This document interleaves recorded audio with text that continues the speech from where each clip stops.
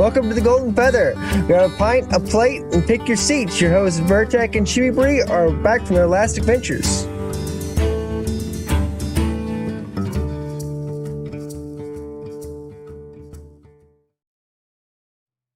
Hello, everybody. Welcome back to another episode of The Golden Feather.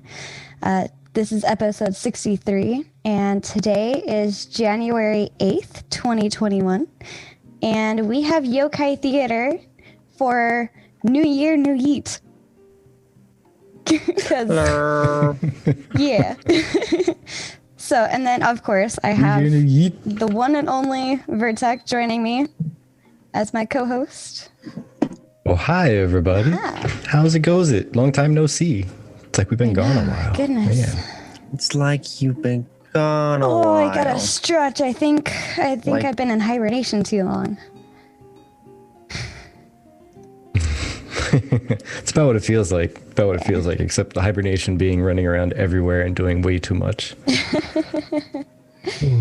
That doesn't sound like hibernation. That sounds like the exact opposite of hibernation. That's hibernation, maybe. I like hibernation. Hibernation. Hibernation sounds about right. There we go. Oh yeah, we all know. Hold on, sorry everybody for the noise on my mic. I needed to adjust it and get it pointed at my mouth because I always get yelled at by Vertek for not having it in the right spot. By the way, hello. I don't know what you're talking about. I would never. Hello, wonderful people. We've missed you. Very glad to see you guys return with us as we get back to our weekly videos. So pretty excited for that. First off, hi Yokai. How are you? Doing good. How are you guys? We're doing pretty good. Phantasmal. Doing pretty good. We had a really good Christmas Velo. Thank you. It was a very chill one. Aw. So. Yeah, we missed everybody though. We actually missed coming on and doing shows and whatnot, but it was super crazy active for us. And then New Year's came around and we were like, it's time for a show. Let's not. I want to relax for a day. We're just like, wow, that was just a lot just now. So, maybe we should relax for a second. Crazy sorry about that, folks. Crazy sorry about that. No, there was no Christmas cosplay. I'm sorry. Unless you count these. Sure. I was definitely rocking one of these. I guess you missed that, so I'll go ahead and I'll rock the Santa today because we weren't here for Christmas stuff. I always have the elf ears or the kitty ears, so there you go. Yeah, so I got Santa ears. There we go. So Yokai, who are you? Where are you? And what do you do? Who am I? Where am I? What do I do? I'm Yokai Theatre. I've been a follower of Ashes of Creation since the very beginning. I'm an officer of Envious, which is one of the larger guilds for Ashes of Creation that's kind of been active since the beginning. I'm an original PI member. What do I do? Like I said, I'm one of the officers for Envious. I also do a lot of stuff on Twitch, and I'm trying to do some stuff for YouTube. I do I help BCG out with the discussion round podcast most of the time. I'm on the content creator Discord. I help him set that thing up. I had another thing, but I lost what I was. You do things and stuff, and you've done it for a time or three. Yeah. I do things and stuff. All right. I did the AOC Jeopardy thing for a while. Kind of just ran out of topics for that, but probably bring that back at some point in time.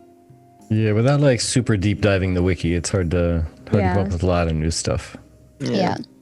Then again, I don't know. New people coming in all the time. Yeah, true. That was why I did it, was to like, because we were having an influx of people. It was after I really started it after the whole mass influx of people, and I was like, this would be a fun little way to just like educate the new people in the Discord about like not only just Ashes of Creation, but also about the community and things that were like past stuff that's gone on.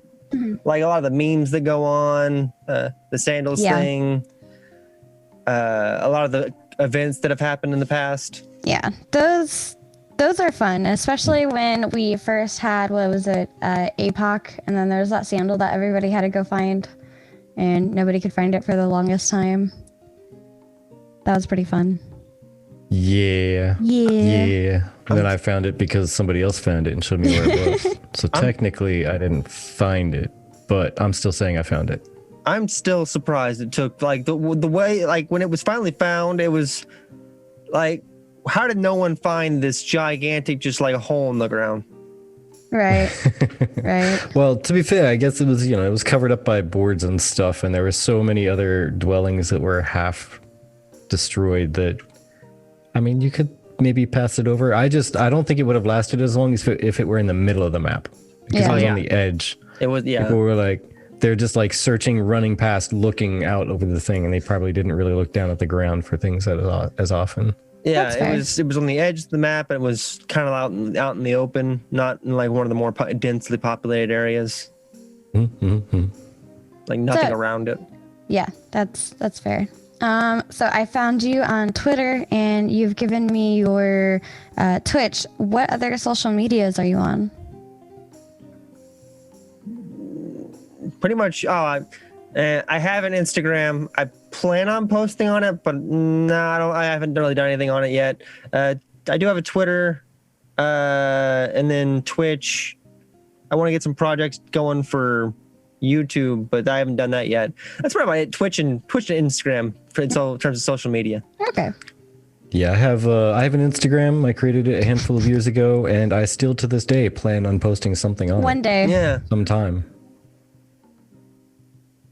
I have, between that and Snapchat, I have them just because other people say, hey, do you have this? And then I say, yeah, now I do. What am I using it for? And I just use it to watch what everybody else is doing. Same on Snapchat. Instagram, I think I've posted maybe some things I've cooked in the past. I like cook, so I just take pictures of that and post it on Instagram sometimes. Well, I mean, that's the only real use for Instagram anyways, food pics, so. Yeah, yeah. Very nice. Are there any projects? It's the only thing interesting on Instagram. Are there any projects you're working on currently? Like anything that you said you were wanting to do the YouTube thing? Is that a project that you're hoping to work on? Yeah, I'm hoping to do some animated stuff on YouTube. Animations and stuff. Nice. Specifically focused towards like Ashes of Creation, MMO gaming, and things like that. Very nice. Hoo-ha. I know we got to get it back on our YouTube game. One of these days, and we keep saying this almost every single show, but one of these days we're going to get settled from the move and the new jobs, and we're going to actually have like a week of breathing time to get that knocked out. But hey, for right now, you can catch us live here, and we can smile, specifically reacting to what you say in chat. And apologize to those of you on YouTube one day who will eventually see this, possibly, and say, we fell behind. We are aware. We don't have too much excuse outside of just being really busy. But even then, I'm sure there's times that we could have found to work on it. But we'll get better.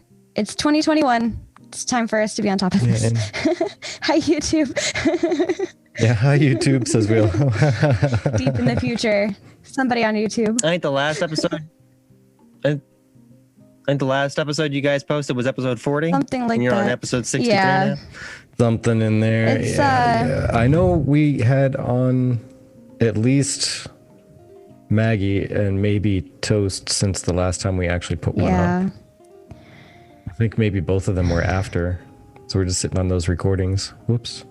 Yeah. Whoops. And we swapped over from Premiere to a different streaming or video editing service, and it takes a whole lot of bells and whistles to get through it and tweak everything just right so that the settings are properly. Yeah, I get that. But yeah, enough of our slackination and stuff. What is your favorite part of Ashes of Creation? That's a good question, actually. The development team and the community, mainly. If you count the game itself, probably... I consider myself a big lore guy, Even I consider myself a big lore guy. I like lore as well. Hi there, Psycho. Crafting is fun, and I don't know. I think I'm more so for the crafting too. But for me, I'm the crafting officer. Nice. I'm the crafting officer in Envious, so that's a big part of it. Yeah, and by the way, guys, sorry, just so you know, for the rest of the show here, we have, for some reason, Chibi has like a 1 second delay in chat from us, so you might hear us talk over her or her over us, and whoops. Sorry, we just didn't have time to iron that out. Audio issues, like we were saying before. It's an official cast because audio issues. Yeah.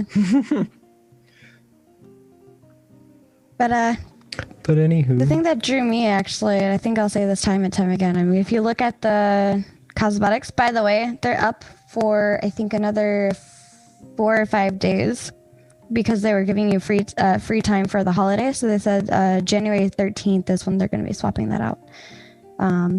And I am drawn to Ashes just because of the realistic looks of just everything inside of it. If you guys have seen any of their stuff, especially their last one, oh my gosh, I was so heartbroken. I saw the real rendering of the Firefox.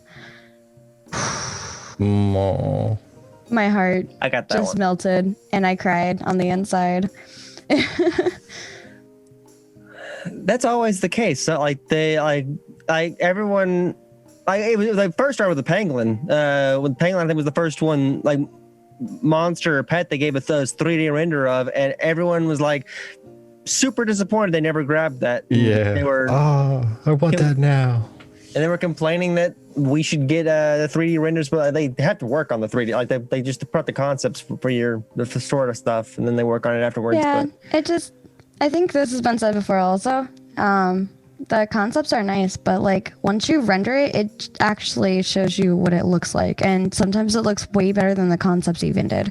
So it's really hard to base it off of those, but I try. I know that they usually surpass the concepts, so I try to still get it even if I'm not sure. Hi, Phoenix. Yes. So, Will, you said you're going to wait to explore the game to get all the cosmetics from exploring instead of buying any of them? Ooh, you're going to be disappointed.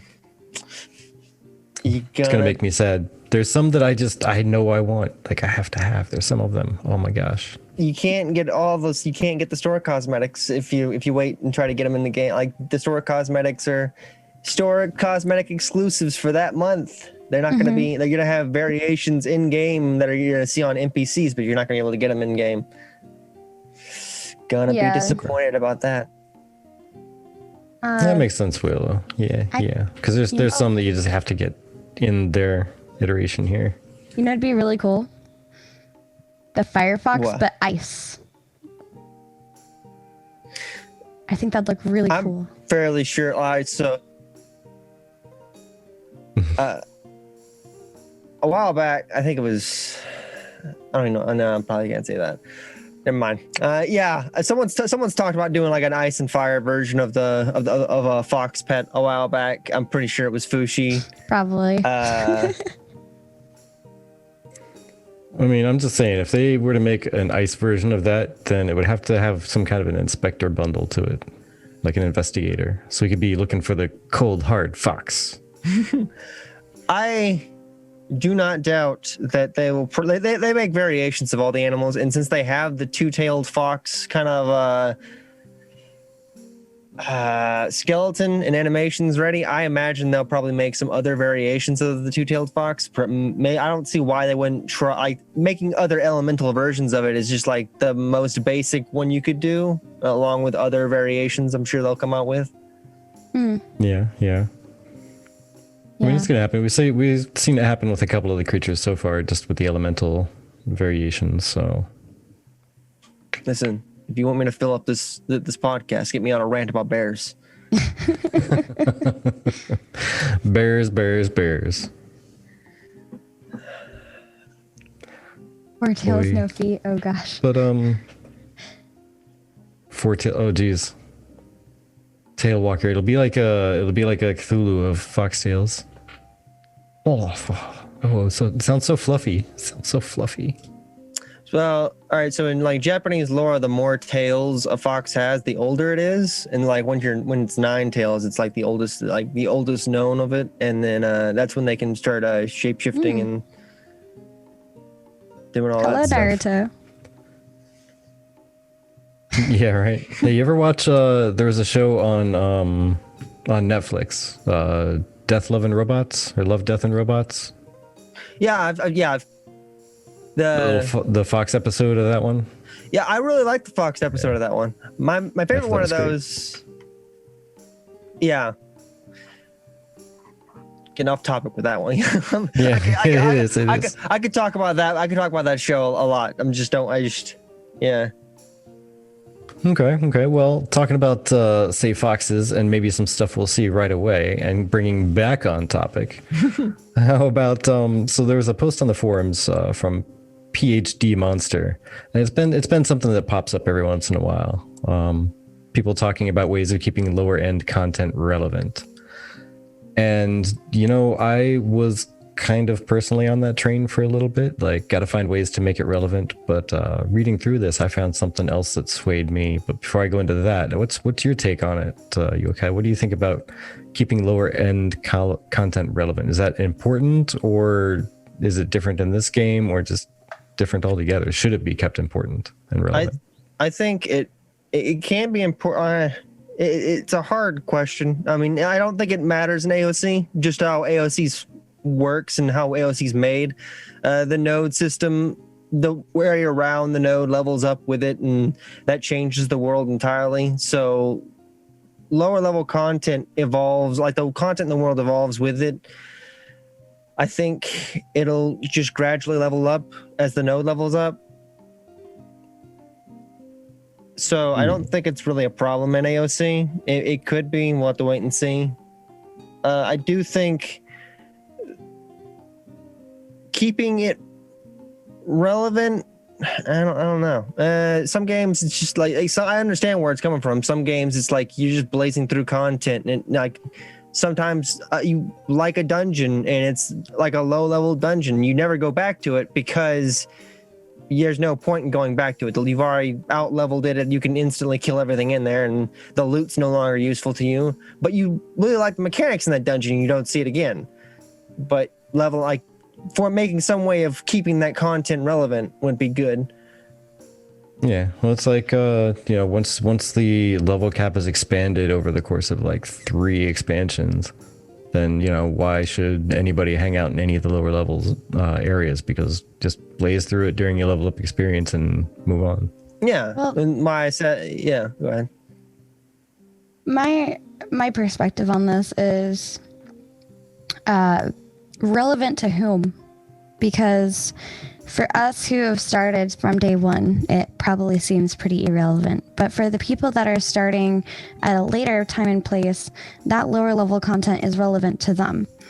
And some of the things as I skimmed through here real quick, I enjoyed them saying things like dropping mats for crafting and stuff. Let's say later on down the road, you decide to swap from doing alchemy to leather crafting, and now you need to start all over and level up that leather crafting. So those lower end mobs are pretty good for that as well, in terms of being able to get the mats you need to level that. However, I think it's important to consider both the upper level people that are easily going to kill these things in masses, and the lower level people trying to utilize them also for leveling. So there's a fine balance that's going to be needed there. But I think also just seeing what Theater said, perhaps when the Zen of Influence changes, the dungeons will come and go, and they won't always be there. And perhaps, maybe, not really even perhaps, they did say that, during each season, some of the mobs would just leave and go somewhere else to follow their preferred season in a different area. And so you have a rotation of mobs, and that's what I think right now they're sticking with 1 week seasons instead of 2 week seasons, which would probably be more preferred. But every month you're getting a rotation of different people or animals, etc. So, seasonal vocations. yes. This. But yeah, I mean, I totally get that, and to be honest, I was on the let's do something to keep them all relevant, all the time, etc., etc. But I was kind of swayed a little bit by a comment that Noani made, which was, and I quote, quotey fingers, like, you can't create a city out of nothing unless you have that nothing. Mm-hmm. So if the game is revolving around nodes building up and becoming like powerhouses in the area and doing this and doing that, and then new content comes out when the new node is built up to whatever level, and certain things happen after that, and then that node is supposed to be destroyed because somebody wants to destroy it, right? And then a new node comes up, and then when that new node pops up, new content just explodes out of places. Yeah. So that can't happen if there's not little baby nodes to begin with. So there's going to be nodes that people don't spend any time in that are going to degenerate back down to level 0 or level 1. And after a while, when people are bored of these other places, or they have to evacuate because things are just getting sieged down to, dust by a competing metropolis, then they're going to expand out to these other nodes and start building those up. Yeah. Yeah, like I said, I just don't think it's in the AOC model right now for there not to be just constantly engaging content to be doing, because of how the game is set up and how the node system works. Yeah. And yeah. I like what you were Leo saying. said as There's well. got to be areas that little low levels can go and play in. Mm-hmm. Yeah. And that zone of influence, the low levels can also be able to contribute to the node.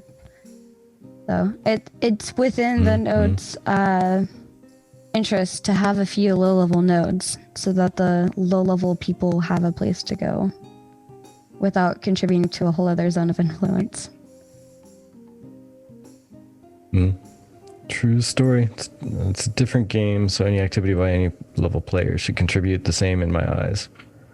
I mean, to a degree, yeah. I mean, then by to a degree, I just mean that the lower level characters may not be able to have the resources to, say, craft as much, so they won't get as much crafting experience and stuff like that. But when it comes to killing a thing, it's going to get experience. In theory, the bigger the thing is going to get more experience for a node, but in the same number of ways, I would say, for sure. Mm-hmm. But another topic I bumped into that I thought was kind of an interesting, as long as you can avoid the outer limits of the conversation, is there's a post from Daruguru that says, "Do not hire any Blizzard rejects, especially class design." And while I'm not necessarily gonna try to stoke the fires on the rejects or the raw end of this type of discussion, it is an interesting one. Like, if there is a game that has unfavorable design parts, should developers from that game be kind of excluded from popular of jumping into Ashes, or was it just because the creative directors and such decided to take it in a certain direction and they had to design something based on what they wanted versus what the actual class designers wanted to do with it? Like, do you think that's a thing that should happen? Should somebody be excluded because they worked on a game that, say, our community is meh about? No, a lot of companies have had hard times since Ashes has started since 2017 when Ashes started, and they've always been there to post like, hey, if you're looking, like, anyone that needs a job, we're here. And I agree with you. It's not it's not like a lack of talent in their part. It's more of maybe maybe it just wasn't their choice in the matter. Whoa, you what? Yeah. Green. Uh-oh. That's dandy. I green with envy because other people are developing games and I'm not? Is that what's happening here? Maybe I'll need to check out my camera here for a moment. Like Shrek though now. But because of the ears and everything. Exactly. I love it. Maybe I'll leave it that way. Maybe I won't. No, I won't. But yeah, Quero TV. That is kind of the serious truth, though. Is it'll be ready when it's ready. They don't really have any kind of a schedule yet. I just posted a link though to the only schedule that they have given out with actual dates on it, which is the pre-alpha and alpha 1 testing. Yeah. Times. Currently the next. With that, I'm going to try and fix my camera now. Yeah. Currently the next pretest is in February 19th through February 22nd. It's going to last about 4 days and they're going to wipe it afterwards. And now Yokai is Vertec and Vertec is Yokai. So I have become Vertec. Mwahaha. Why'd it do that? That's just mean. I think it's because your camera went off entirely and switched our spots. That Discord does the same thing every time your camera goes off. It switches your position with somebody else that has a camera. Just disc. All the hard work I did. But I can still talk. You can still talk. I don't know. I want to take a moment to appreciate his bunny boy outfit from Gaia Online. Bunny boy. Bunny boy. Oh, yeah. Now whoever stops in and doesn't know who Vertec or Yokai is going to immediately assume Yokai is this bunny boy. Sorry, Yokai. I'm okay. I'm okay. My actual profile picture isn't that much better. Is Vertec going to get that cosmetic in ashes? I'm not sure. A bunny boy. Oh boy. I want to say things. Oh, you're so green. Things have definitely. Must be on your end. No, it's receiving.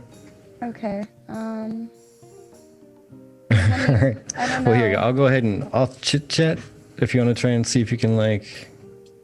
I don't know. Reset the feed from. Whoa. Hello. Because it looks all right in Zoom. Maybe I'll just stay green. I didn't know I could do that. Wow. We just switched everything about. I didn't know I could do that. Does it? You just shuffled us all around. That's fantastic. I didn't know I could do that. I was like, I'm going to just try. Shuffle the deck. Yeah, it's be a giant bunny. Goodness. It was crazy. I clicked your cam and you went not green. Actually. Oh, okay. So don't click my cam again. No, I didn't. I would like to be unshrekified. Thank you very much. In the first place, you just popped up green. Maybe Zoom needs an update. I'm not sure. Large mammoth bunny possible. Could be legit bunny mounts. Oh man. So this guy over here hates bunnies. Okay. I'm not sure he would like that. I think he'd be running around terrified if there's giant mammoth bunnies or bunny mounts because he would just be afraid that it's going to eat him. I mean, if there's a bunny mount, as long as I can whip it and ride it into battle so it can eat my foes instead of me, then I'm okay.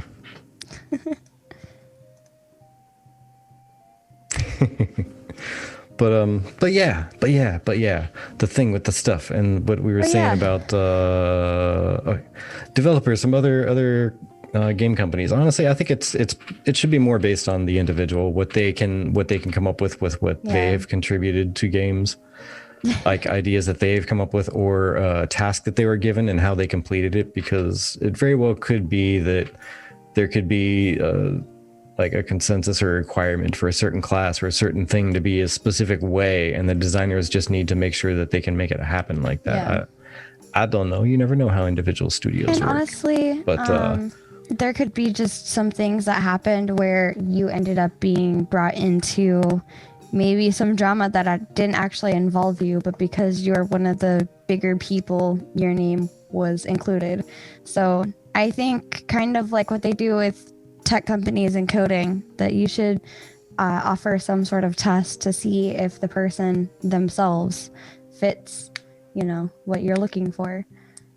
Because when I was doing my interviews for internships, I had to code up an entire program to show them my skills from scratch. So.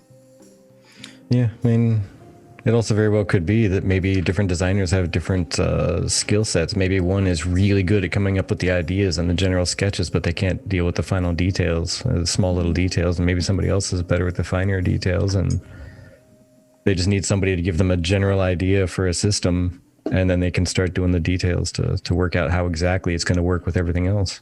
Yeah. Who knows? Who knows? What were we going to say, Yokai? I think I began talking right about the same time you were about to say something. I don't think so. I mean, I can add something on there, but yeah, most of the time they'll generally have more history. I mean, if it's their first job, they're not. But people, yeah, I think they probably have like you probably look at more of their history other than just that one job. Generally, people have like a portfolio, where they went to school at. So there's other things you can look at besides, oh, they were you just don't like Blizzard, which has been a mixed bag these last couple of years. But yeah, bad or better. Yeah. You can feel one way or another about Blizzard. Doesn't mean that the devs are all like. Doesn't mean the devs themselves are bad in doing their job. And if you think it's more about like the balancing, that's on more than just the few devs they're gonna hire from. They would hire from Blizzard. That's more on like everyone's side of things over there. Yeah, and honestly, that's another topic I've flip-flopped on, to be honest, when it comes to balance, like class balance and whatnot. I always thought that devs are just ridiculously unintelligent because they could never get character balance right on any game. Mm-hmm. And then it was pointed out to me that, well, if you perfectly balance everything, when is the person who really loves Rogue going to have their day to shine in PvP if you never let Rogue have their day? Right. I could go off. We want to talk about a conversation about balancing and class builds and all that stuff. We could go off and talk on that. Yeah. So I mean, I've come to the conclusion that it's nice to have rotating balance where there is a rotation of different classes that outshine everyone else or outshine at least a certain number of others. And as long as the company can do it so it's not ridiculous, like when rogues get good. But yeah, as long as they don't make it ridiculous, like unless you're these 4 classes, you're never going to live in PvP or whatever, then so be it. But as long as it's just like a 5-10% power difference, then I'm okay with it, whatever. Mm-hmm. Seasonal class balancing. Is that when it tastes good? Like, oh, but they've already said they're not balancing around the singular like PvP kind of thing. They're balancing around group play. Yeah, no 1-to-1, all about group interaction play, which I think is great. I think that's just fantastic, to be honest. I mean, you're never gonna see, 1v1 PvP tiers or 3v3 probably even, but that's okay. And a multiplayer game, it's okay to have like 5v5 as a minimum or something. I think the arena. I think we have a confirmation on a planned arena sizes, like planned. I'm gonna say that right now.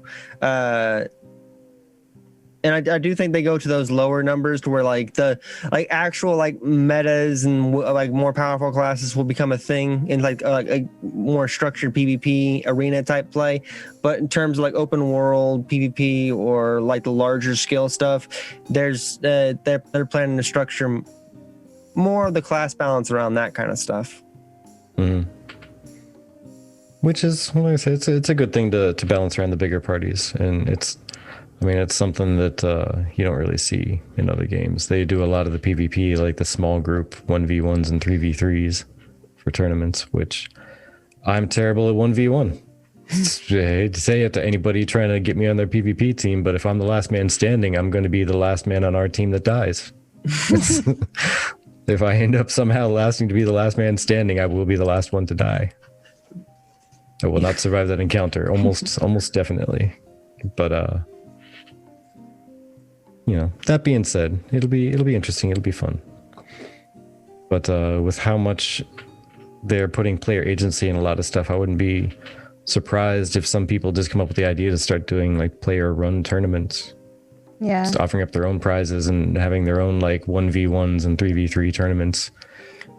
Especially in the militaristic nodes, where if they're gonna have a coliseum that they fight in to decide the ruler of the city or what have you, then they could probably just reuse that same exact coliseum and just play around with their own little 3v3s. Yeah, I wouldn't doubt that. I definitely agree that there'll be guilds that are holding their own like little tournaments and like sparring matches, just like test out numbers and stuff like that. More of the community ran stuff I would probably be more interested in seeing, because that stuff's a given. I would be more interested in seeing like because mounts and stuff like that are a thing, like mount races. You always have the cosmetic fashion wars things. All that stuff are a given. Yeah. And it's gonna be fun. I liked the question that they had in regards to like different character types as well in terms of races and stuff. Somebody had asked during their live stream, hey, are you guys going to have a racial, like each race, are they going to have their own combat attack emotes or visuals? Animations, thank you. And they said no, they would need a lot more people for that. And that while they would love to do that, it's something that they can't really focus on right now. But they will have like the racial differences. Augments, thank you. I know what I'm saying. I think they're gonna have like some racial individual things. Yeah. I've also put up the boss fight. So while we're chatting, feel free to check out Steven being punted across the map a couple of times. Which is where we got the name for today's episode. New year, new Yeet. Because he got launched a couple times and took a swim. I believe I almost died of laughter at that point. You did. Like, and I turned myself into a doctor and almost I diagnosed myself as almost dead.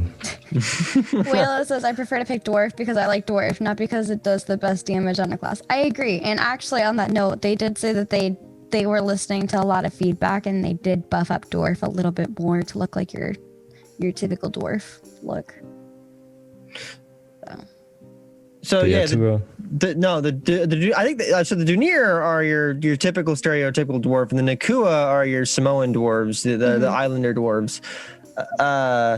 And then they have said that like each individual race will have. If we're on the topic of races right now, each of the 9 player races have their own like individual stats.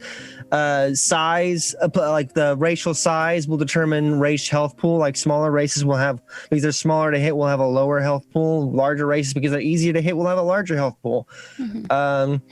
Then you have all the racial augments of the 9 different races. Granted, some of them are your stereotypical races.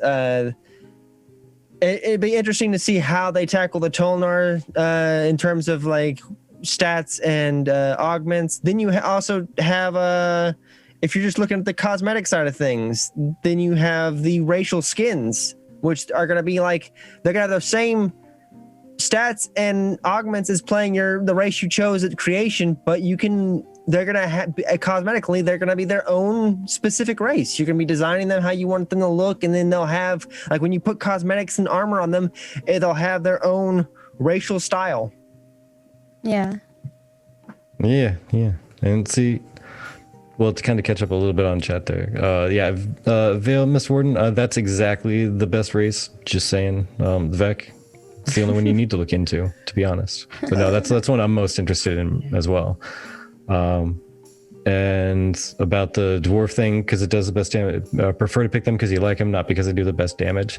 I'm perfectly okay myself with every different race having a different specialty in even direct combat, no matter what it is. Like, cool, so this one race can I don't know, have a better crit or something, and the other one can do better healing or whatever. If it's like a minor, like 2% difference, cool. It makes them feel like they have something that is a core part of their culture, but it's not like game breakingly different. Like, oh my god, if I don't pick them, I'm going to be the worst and it's going to suck. Like, it'll be something nifty. Like, you can do 2% extra damage if you pick the friggin' swampy ninja troll orcs. What were they? The Kaivek? You have the Renkai. Renkai, that was it. I was trying to remember the other part of the Kaivek. Renkai. Yeah, those guys. So what, you get a 2% damage bonus, so I don't care. I'm not going to play one. And I do like to min-max, so whatever. I'll miss out on a 2% just to play the race I like, but hey, maybe that's just me. But the different players will different kind of like style. Like, you're gonna have people that say, "Oh, I'm gonna min max and this and that," and then people that are just there for like the race they want to play. Yeah, see, I'm a min maxer, but I don't care about 2%. But as far as like, I need to play a race because of 2% gain. Yeah. But I think 2% has enough where it's like, yes, this race does have a culture that focuses on insert whatever they have a benefit in. Cool. Feels nice. But aside from that, Sir Onsington, yeah, the fighter, seems the fighter could rival a rogue's DPS and maybe even counter them. I mean, here's hoping that'd be a nifty little fight. I think, like, who's the better, the small little dash in and get a dagger in DPS, or the giant double-handed sword smash fighter? Yeah. Fighter's more. Fighter's the only class that can dual wield swords. We've been told that. That's kind of, that might have changed since they last said that, but like, they're the only class that can dual wield swords. They are your physical DPS, and they're more focused on those gap closing moves. Brogue, you have invisibility and stuff like that. And be all sneaky. Yeah. Never know, you might need to be able to take advantage of that first out of stealth attack to be able to take down a fighter. I was interested in the Reddit post about boss kill video spell data, since I'm currently playing the video also, and it's kind of on topic. Yeah, here you go. Here's the link here for anybody who missed it. I thought it was kind of neat. Somebody actually went through and watched this whole video and captured all of the spell data on what it was doing, what it looked like, and how it reacted with the between Steven and the boss character here.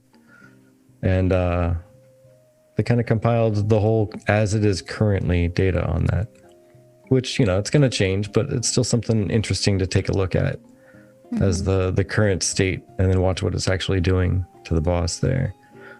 Which, honestly, that person right there, you can tell they're going to be a raider if they're not already. Like, right. If that's not what they plan to do, that's what they're going to be doing.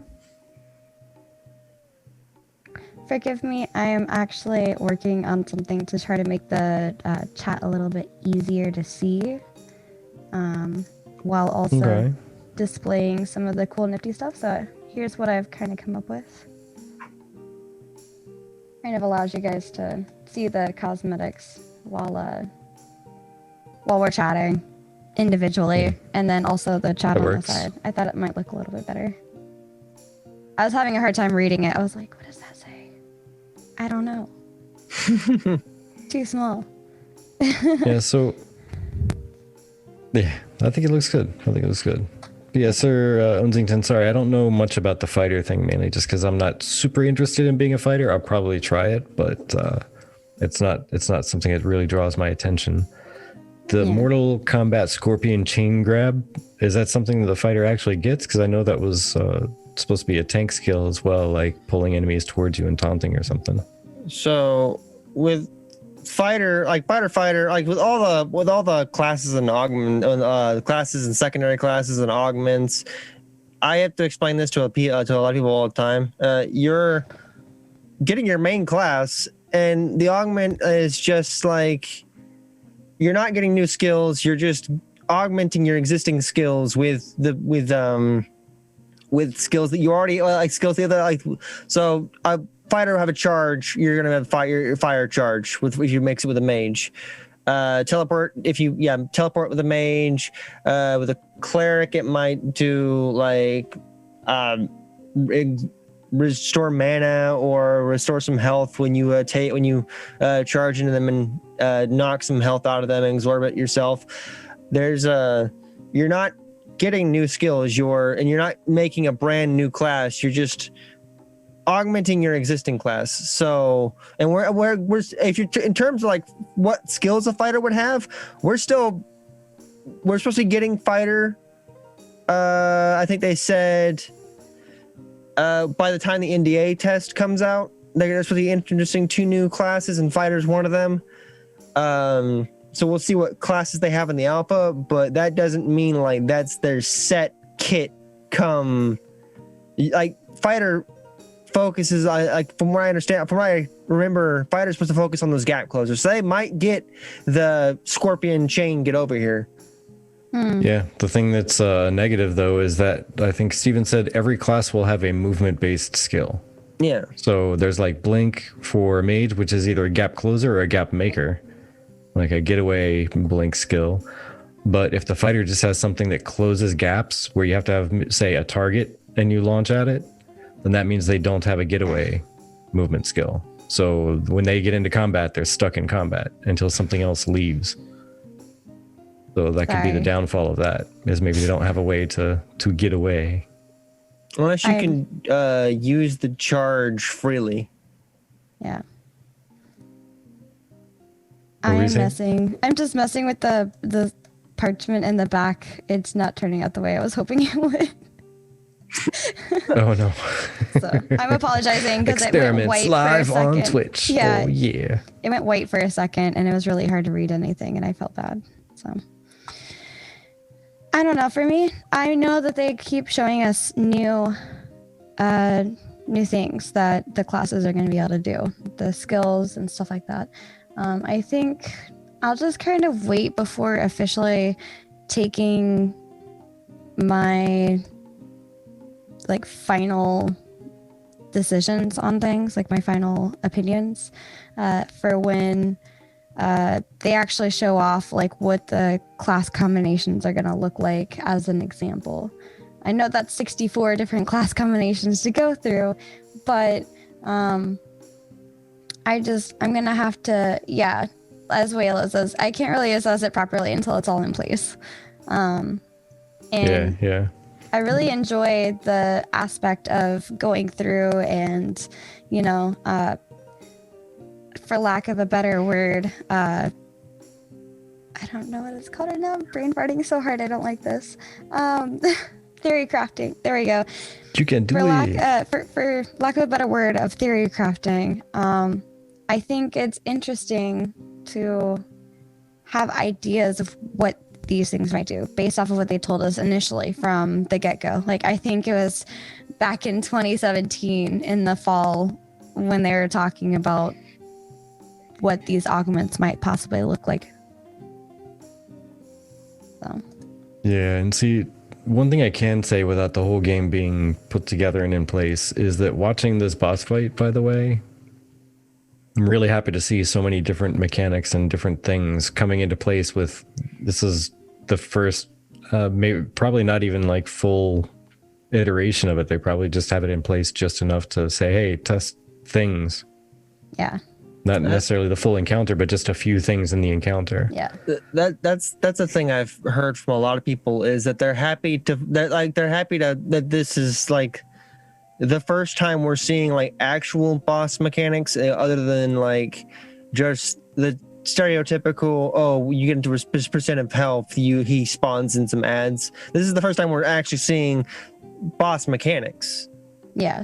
Yeah, and I like how there's positional adjustments being made to people. Like the bosses are influencing where they're at by like pulling them and pushing them around. We didn't get an explanation for it, but there was a reason to separate them and kill one first. There's the weird crystals that all we know apparently is we have to kill those first, because all we got was a tip on that. We got nothing else, no explanation, just the tip. We got just the tip from Mr. Jeffrey. Yes. He's like, yeah, you got to destroy the crystals, and that was it. So there's that kind of, and it's not terribly obvious right here when you're looking at the fight. Like that would be something you'd have to go through and figure out.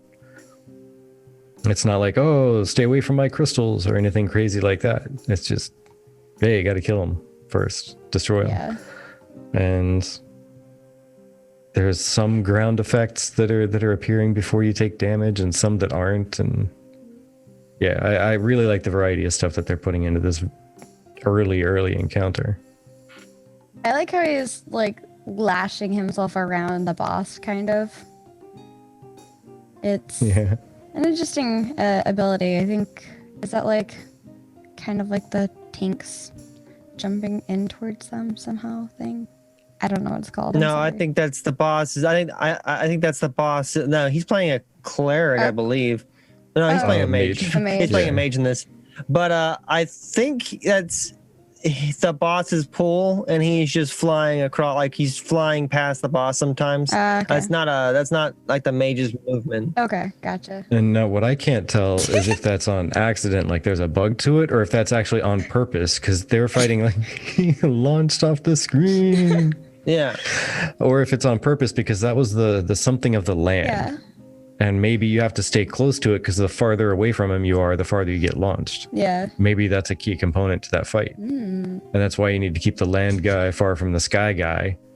And you defeat the land guy first because he's going to be launching people all around if they're not right up next to him. Yeah. Perhaps that's the mechanic. Because when he just got launched there, he was pretty far from the boss and thus got fired to the sea like a cannonball going after a pirate ship. Yeet. I like it. And hence our stream name for this episode. And hence the stream name. But that leads into the dev discussion, which I'm sure people have bumped into already. But I'm curious on your take with that boss difficulty dev discussion. What are your feelings on that? Should the entry boss be the gatekeeper of sorts, or should they be just the very first rung in a progressive ladder of difficulty? I like the idea of a mix of both. Like, I like the idea of that Cerberus is at the gates of hell, and you fight the super hard boss, and then eventually, like as you get in, maybe the boss is equally as hard, maybe it's less as hard, but like the more you progress in the dungeon, you don't get any freebies, but and the like stuff, like it's still difficult, but like it increases in difficulty, and then finally you're fighting things either equally as strong as the gatekeeper, maybe definitely a lot stronger eventually. I like the idea of a mix of both. I also like the idea of, oh, this has a gatekeeper and then the inside like a labyrinth, and then you can pick and choose which bosses you go. I don't want like them all with the same kind of format, but I like the idea. Like, if you're gonna give me this example they give right here, I like a mix of both. Yeah. Okay. Like me, I would say that I am really kind of highly in favor of a gatekeeper with conditions. And those conditions to me are, I feel it's enjoyable when a dungeon and or raid has somewhat of a theme to it. Like you bump into, the lava, whatever mountain, and the volcano erupts through the top of it, and now a dungeon opens, and now you got to go in. Well, there should definitely be some flame aspects to it. And you know what? Maybe taking damage should be the high theme behind the entire dungeon. There's going to be a lot of continuous damage coming out. Yeah. And so maybe the first fight should really test healers. It should be fairly basic, fairly straightforward, a few tricks, not many. Fairly straightforward, but really, really, really test the healers. Hardcore test them, because they're going to get a test throughout the entire dungeon or raid, because it's heavily incoming damage themed. And then as long as you know that you can pass that, and you get progressive gear through the weeks as you get to different bosses and such, then you'll be okay for the rest, as long as you can get past this one bugger of a intro boss. And then you can deal some complications in the future, and then you start bumping into actual mechanics in other fights. But the first one should be fairly basic, fairly straightforward, and really test, be it tanks, heals, support, or maybe the first one is super complex and it's going to test your reaction to mechanics. I don't know. But there should be a straightforward test of the main theme of the dungeon. Yeah. And then everything else kind of varies from there afterwards.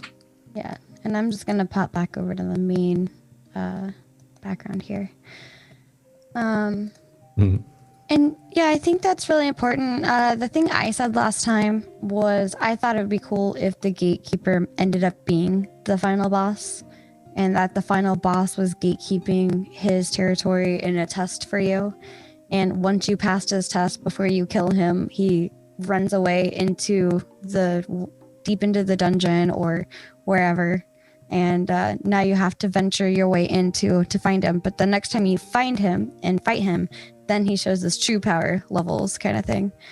But I think it's important to have DPS checks and have heal checks kind of early on, just so that healers and DPS kind of know what they're getting into by going into this fight. And kind of have a good basis. Like, if you can't get past this, you're going to have a hard time getting through the rest of the dungeon kind of thing. And it kind of helps with figuring out if you have the right gear for it or not, in terms of power levels and stuff like that. I'm not exactly sure how all this is going to coincide, but at least with World of Warcraft, you had like the item level stuff to help you kind of gauge where your items were against other people. I know that also ended up adding a lot of toxicity, because if you didn't have a specific item level because of one thing or another, people would just completely ignore you. But at the same time, it gives you a good bar to reach for. Like, hey, if you have decent gear similar to this build or higher, then you should be able to take on this raid, this dungeon, this etc. So. Yeah, makes sense. But yeah. Oh, go ahead, Yokai. There are also sometimes when it's not just a straight up I agree with what Chibi just said, where like sometimes I've faced a bunch of bosses to where like the boss has been there at the start, and then say it's a lich or a shade, and like they just disappear before you get the final kill, or you do get the final kill, but they disappear, and like say like some cheesy line like you haven't seen the end of me, like blah blah blah, something like that, and then disappear into like they're the final boss of the dungeon or next to final boss or something like that. But what I was gonna say is like I also like it sometimes where it's not just a straight up fight, and sometimes it's more about the mechanics. Like sometimes, like in Guild Wars 2, they had a dungeon boss to where it wasn't like a straight up fight. It was you're on a chessboard, and depending on like who moves, it was more about player coordination, like who moved, what class they were. Like they needed to be like here, like they needed to move like a specific like square. And if everyone wasn't communicating properly, then you were gonna have a party wipe. Another one is like in Arcade 2, like in Arcade, they have a boss that's like a singing diva, and then she has like a guessing game where you have to guess the musical notes. Oh, no. And like it's a matching game kind of thing. Nice. Like you have to match what notes she's playing with like what kind of square you're standing on. If you're standing on the wrong square, you're gonna take tons of damage. Like sometimes it's just like cool mechanics I like mixed in there sometimes. Yeah. Okay. Yeah. I dig that. But yeah, like Onsington and Vale were saying there, I also like how the group challenges and like between raids and dungeons, and I believe it's going to be both open world and potentially instanced are going to increase, but probably more the open world stuff. Like 20%, I think they said like 20% of the raids will be instance for story reasons. Yeah, story reasons, which, yeah, I'm imagining the story-based ones are probably not going to ramp up with ability, but who knows?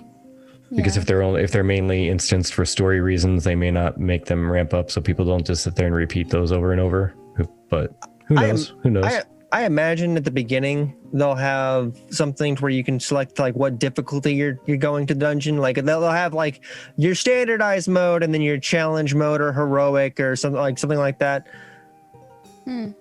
Yeah, time will tell. I don't think we've gotten any kind of language or description on if there's any variance between how the two different raids operate. Yeah. But yeah, I do like how your performance will impact how they grow. And I believe Steven said that the time to kill is going to be one of the least impactful. I think he said like not just how quickly you kill them is going to matter. It's going to be other stuff as well, which I can definitely appreciate, because you know, if you have somebody who's just ignoring all raid damage and all raid like actual mechanics to it, but they're just face rolling the boss, defeating him down super fast, they could beat the boss in a minute but get lava splashed in their face 79 times, and the next boss could be a pushover because it looks like they're a failing team because of how the points are scored maybe. Yeah. But it'd force them to actually pay attention to mechanics. Yeah. Keep people on their toes, keep them from getting lazy. I like it. Sir Onsington asked, are we going to have any kind of reputation system? I liked that in Ultimate Online. Yeah, there's the, well, all right, so you have all the different social organizations, and that has a reputation system to it too, where you're like building rep inside the social organizations. Religions are the same way. You're building pretty much rep in the social organizations. You're building rep inside the religion, so it's where like you're climbing the religious ladder, and the more like the higher you go, the more like religious benefits you get. Same with social organizations, you get more benefits the higher you go inside there, and the more rep you have. In terms of like raids and stuff, they've said that like if you're the first person to defeat a raid, that you're gonna like a flag or a plaque in the middle of the node that raid belongs to, that's gonna have you and your everyone that participated in the names raids names on it, saying like these are the people that beat that raid. Oh yeah, reminds me of I forget what it was in WoW you had to do. I think you had to either beat a certain raid or finish a certain quest. Oh, it was fun. It was completing the staff, the staff from the one dragon, and I forget who, and I feel terrible for it. But either way, in Stormwind you would go and there'd be a giant like floating dragons in the sky, and like the whole entire town gets announced that you did the thing and stuff. It was actually pretty cool. But yeah, I could definitely see something like that happening. And by the way, Air, thank you so much. We definitely appreciate it. Yeah. Sir Onsington asks, has there been any word on titles like Sir Onsington the Pious, for example, or Bishop Sir Onsington? Sorry. There are titles in the game, like even in the Kickstarter, you had titles you could do. I've had this discussion with lots of people, even like just in the guild and the Discord and on other podcasts, of like how people would prefer titles, because some games have like titles tied to benefits, and like so you do an achievement, you'll gain a title, and then you unlock the title and a buff that goes with the title, and then you can swap them around, like how Arcade does it, to where like you'll get, if you've mined for so long, you'll get like the best miner title, and then I'll give you like a bonus towards your mining proficiency. Mm-hmm. Yeah, I feel like I've missed out on a bunch of the game systems that are being set up because I never played Arcade at all. Mm-hmm. I never got around to it. It's not like I saw it and didn't like it. I just literally never got around to it. And so much stuff is coming out of Arcade, and people keep referencing Arcade, and I'm like, I feel like I'm the kid that just I didn't watch that cartoon on Saturday mornings. I just missed it completely. Steven's basing the game off of like the games he liked. I mean, he was a big person in Arcade. He played Arcade a lot. He's basing the game off. He's basing AOC off of games he liked, and Arcade was one of them. So that's why you're probably hearing a lot of people reference Arcade. I reference it all the time because the augment system it sounds like it's going to work out the exact same way of the Ascension system in Arcade does. The sailing, a lot of the systems seem like they're from Arcade. You have Lineage. He played a lot of Lineage. I imagine when the combat is finally done, it'll probably be look a lot more like Guild Wars 2's combat. But to answer the original question, yeah, titles are a thing. What they end up like, if they're just cosmetic or if they have stuff tied to them, I've had the discussion with a lot of people, like what their thoughts, how they would want that to go, how they want titles to be. Like usually there's achievements, but yeah. Yeah, like Lineage 2, to be honest, the only reason I didn't play that one is because the only ads I saw online, I clicked them and it took me to a mobile game, and I said no. Well, Lineage 2 became a mobile. Yeah, Lineage 2 was a mobile game. That's the only reason I never picked it up, because that was the first time I heard that it was actually out and available for play, was when there was an ad and it took me to a mobile game, and I immediately said, yeah, no, I'm not doing that. Sorry. Yeah, I'm not big on mobile MMOs either. I've tried so many of them and they all make me sad. The closest thing I've gotten to is like Genshin. I'm actually having fun with, even though it's a gacha and all that stuff, but yeah, I still enjoy it. I enjoy it. It's not a super greedy one. I mean, there for a while, people like before. I mean, yeah, during 2017, if you looked up like MMOs, the MMO genre was dying, and like the only thing really keeping it alive were all the Kickstarter MMOs that are going out, like Ashes of Creation, Pantheon, and stuff like that. But people actually thought that the future MMO gaming was phone games, and that made me extremely sad.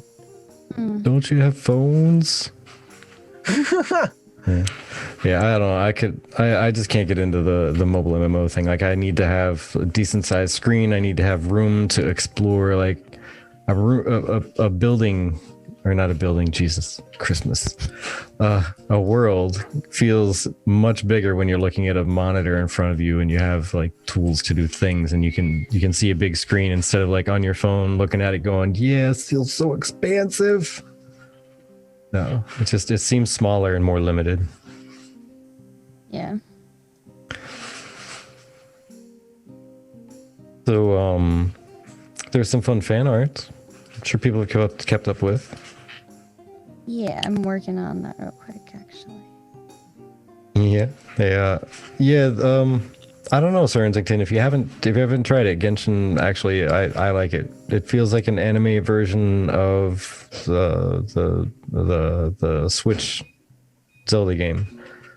Why can't I think of the name? It's completely just escaping my mind. You said I would have been able to tell you that right off the bat. You said it, and I can't think of it either. See, like, Legends yeah, I of don't Zelda? know. Breath of the Wild? Yeah, the Legend of Zelda, but the separate name that they have for Breath it. of the Wild? I'm wanting to say Breath of the Wild. Breath of the Wild. Yeah, there it is. There it is. I was drawing a complete and utter blank, and I don't even know why. I was wanting to say Skyward Sword for like the longest time, but I knew 100% it wasn't Skyward Sword. Yeah. That's a different game. That's not good. Yeah, I could get into that. I've actually heard some interesting tidbits about that, but that's not our podcast. Okay, so here is Fan Art Friday from December 25th from Nim Nim, and it is a very pretty metallic phoenix, and we actually saw this while we were on vacation, and I saw it. I was like, "Oh, pretty! I want it!" Immediately, and yeah, it's very beautiful shading. I think it's all aluminum. It looks real to me. Either that, or I'm not sure. What did they say? What it was made out of? Let me look. Could probably just be a sheet of copper. It looks like copper. Yeah, Ashes of Creation logo, but make it metal. Would this make a great tree ornament or a tree topper? Credit from Nim Nim. And a lot of people responded and said things like, I want that as a plaque with the whole Intrepid team's names engraved on it. And another person said, I can wear it as a necklace. It's dope. Hi, Shinasa. Welcome in.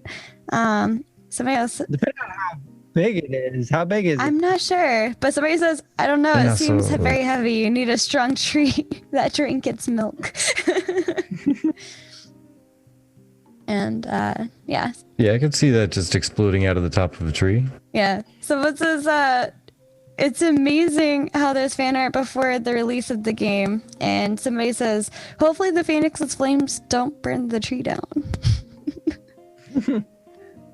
That was really pretty. What if the Frost Phoenix? Ooh. Onsington. Somebody ban Onsington. Somebody ban Onsington trying to assassinate the Vec. No. Oh, that's horrible. I can't help you. I have Vec. Vec is great. Vec is good. And then we'll assassinate Vec. Then there's this one. And this one is from, let me update the time here. January 28th or 8th. This is today. It's jean jacket hand painted with Phoenix. I'm just going to go ahead and update this. January 8th, 2021. And there we go. And transition. There we go. And this one is made by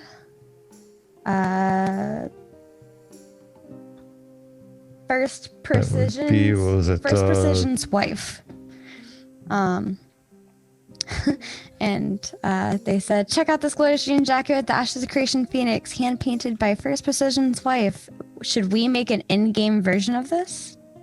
She did do a good job. I really like it. Yeah. Maybe not made out of denim, but you know, if it's a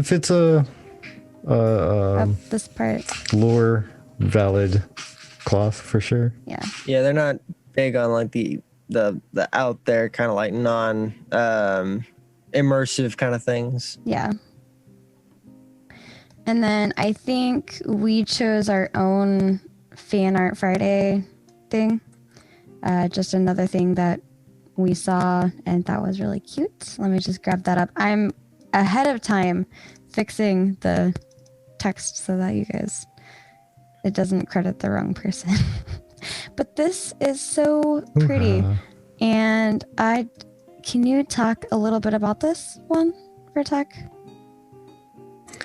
Yeah, it's I mean, there's not a whole lot to say on this one. It was just looks like somebody on Reddit decided to make. Let me actually pull it up here. For the rest of you, here's that link. Yeah, it's the Stag of the Boughs. It looks like they're making it out of clay, but they're sculpting a whole lot better than I possibly could. I agree. And they got some giant old antlers on them. It looks really good. Yeah, but it is a work in progress. You can see they have a giant like clay / woodworking kit in the background there. Yeah. Like dangling off the wall. Like this person's equipped for some serious arts and crafts time.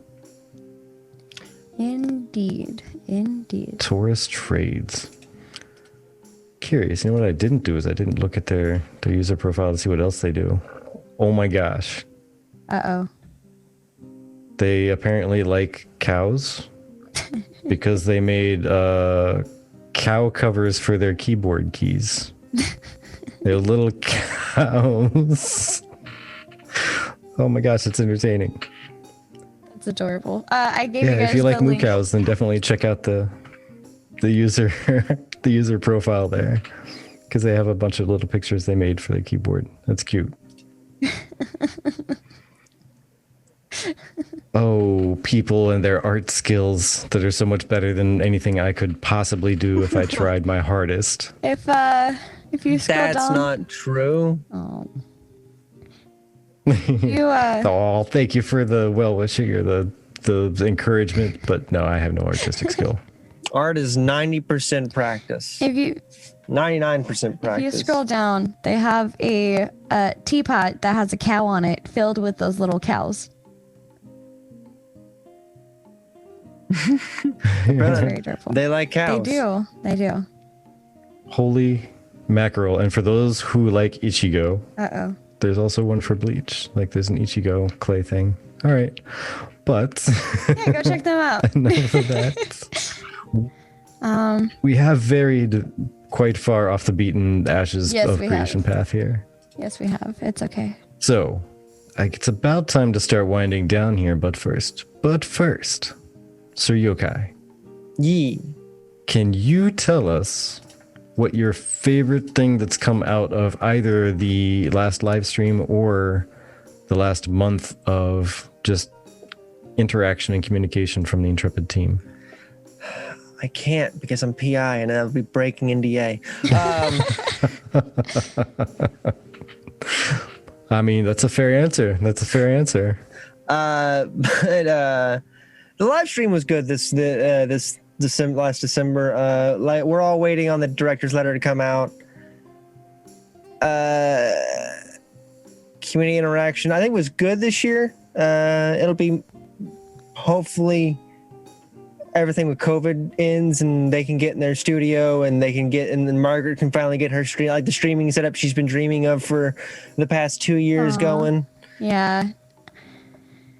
Fingers crossed. Did you say Margaret getting the stream set up that she's wanted for 2 years set up?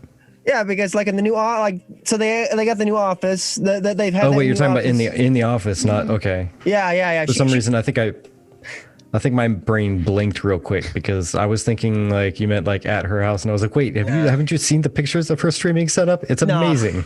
Yeah, I know she streams. She streams. Yeah, I know she streams. I know she's been doing it for a long time. I know her house is probably great. Her house stream setup's great.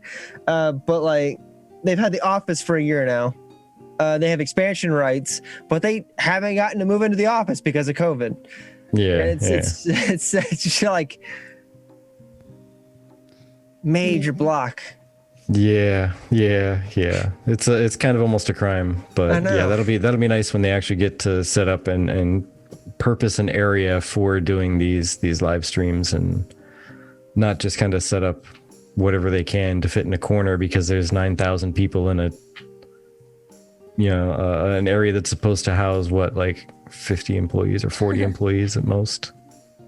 Callie holding millions of MMO gamers back. It's a true story. But yeah, I'd honestly have to say like that boss fight video was my favorite thing to come out. My favorite thing was because for one. Oh no, you go ahead. My favorite thing was Steven being so excited that he can get through the live stream. That was cool. That was neat. That was very adorable. We survived, yay! Because he was the one having to host it this time because Margaret wasn't there. It was him, Jeff, and Toast. This will be controlled by me, myself. Yeah, that boss fight to me was the greatest thing for many reasons. For one, because we got to see a boss fight even at the very introductory stages. It was something, and it's something that everybody's been wanting to see. Yeah. Oh man, I'm just super excited. And for February it was fun seeing him launched into next Tuesday. Yes. Alrighty, well, Thank you, Sir Yokai Theatre, for joining us. I hope you had a blast. Do you have any final words for everybody? How about a good way to wrap up 2020 and to start 2021 in regards to Ashes?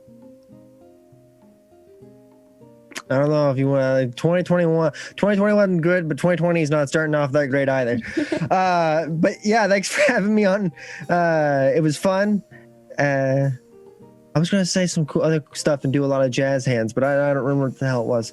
But yeah, thanks for having me on. Follow him on Twitch, follow him on Instagram, follow him on Twitter, wherever you can find him. He's Yokai Theatre. There you go. Thank you everybody for coming by. Thank you, sir, for joining the show. Yes. Had fun, especially after our break here. Thank you for joining us on the return trip. Yes, thank you so much. Yes, we survived. We lived. And oh my gosh, Faisal, I don't want to imagine what stage of laying on the floor you're at this time. I can return to my slumber, right? If you guys don't know, go watch Simurg's Pathfinder group, because he just kind of like slowly sinks throughout the entire stream. By the time he gets done here, you know the stream's done. Sir Bagel is the egg timer. Yep. All right. Have a good night, everybody. We'll see you next week. Thank you, everybody, for stopping by. Yes. Love you all. Bye. Bye.